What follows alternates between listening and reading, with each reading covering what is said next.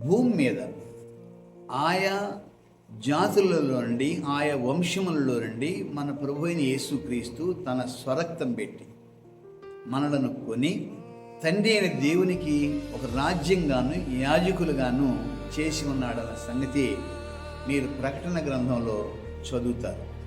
అయితే సహోదరులారా చూడండి, పిలుపు ఒకటే, విశ్వాసం ఒకటే, నిరీక్షణ ఒకటే, బాప్తిసం కూడా ఒకటే.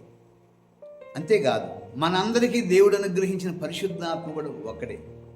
అంతేకాదు పరలోకంలో ఉన్న తండ్రి అయిన దేవుడు కూడా ఒక్కడే అని వ్రాయబడి ఉంది కదా.